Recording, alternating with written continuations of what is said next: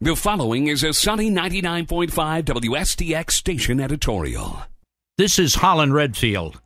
In last week's editorial, where we were speaking to the issue of the unacceptable crime rate here in the territory, we pointed out that there are three basic negative factors: the breakdown of the family unit and the family structure, the dysfunctional school system, and a poor business climate with a lack of job opportunities.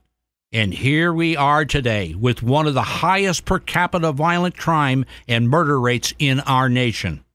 Let's speak to the issue of our poor business climate and a lack of job opportunities.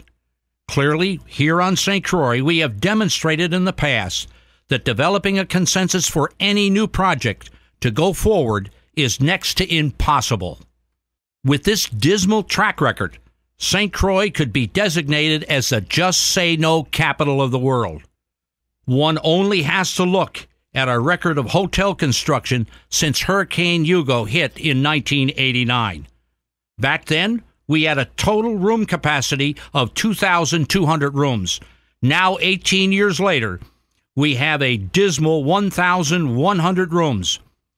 In the last 20 years, we have successfully turned down numerous hotel projects for one reason or another, earning us the reputation in the worldwide investment community as being one of the most anti-development jurisdictions, foreign or domestic. Our government has created layer upon layer in which the potential investor has to jump through so many hoops that either they run out of resources or just plain cut their losses and run. And in most cases, expressing their disgust and frustration to other prospective investors, and the word is out and it ain't good.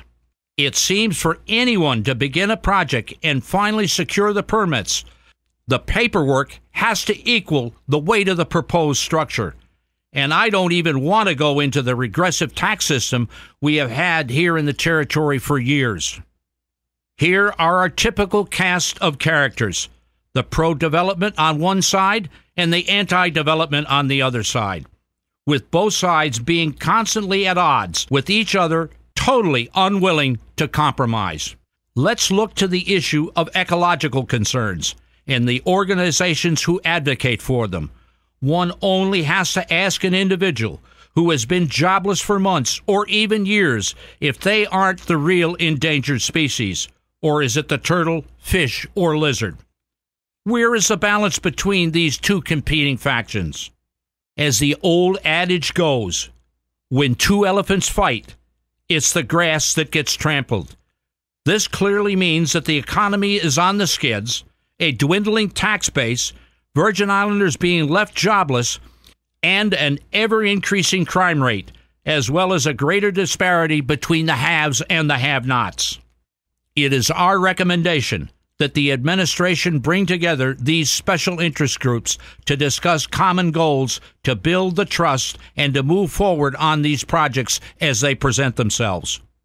We would never profess that St. Thomas is perfect, but we have only to look to them to see an island who has resolved these diverging issues sufficiently to prosper compared to St. Croix, who is constantly involved in conflict and battles, which are at cross purposes with any economic development. How bad does it have to get?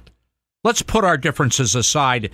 Let's wake up and smell the coffee and get on with the business of building our economy so that the grass does not get trampled and has a chance to grow. When are we going to change our ways? If not now, when? Sunny 99.5 and WSTX welcome your opinions. Please email your comments to our editorial department. Our email address is editorial@viradio.com. Sunny 99.5 and WSTX reserve the right to air your views. Please include your name and other contact information.